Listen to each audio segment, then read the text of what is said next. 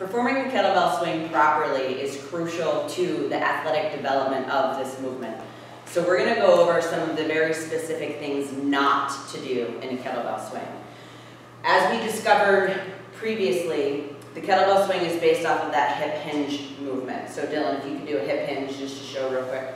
So the hips are always going to sit higher than the knees. One thing that you'll see that's wrong in a kettlebell swing is that it's too squat dominant. So a bad variation of a too squat dominant swing would be this, where you're dropping the hips down just like a squat rather than hinging at the hips, all right? Another thing that we'll see a lot is that not hiking the kettlebell back behind the hips. So we always want to see the kettlebell back here, but stopping short and not using that full range of motion, letting it fall all the way back behind the hips to stand back up again. It's kind of like stopping the momentum dead. Another thing that we'll see is people will lean back too far to falsely extend their hips. So what they're doing is they're getting this excessive hyper-lumbar extension, not really fully extending the hips. They're just more leaning back too far in the lower back, which is going to cause problems later.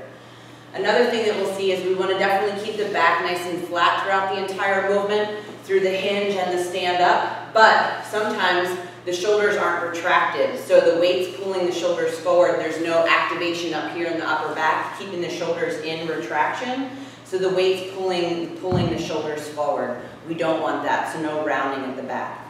And then lastly is another hip extension portion of the exercise where people think they're fully extending their hips, but they're really not. So it's stopping short a little bit. So to fix that, if you contract your glutes at the top, it's going to force you to extend your hips properly.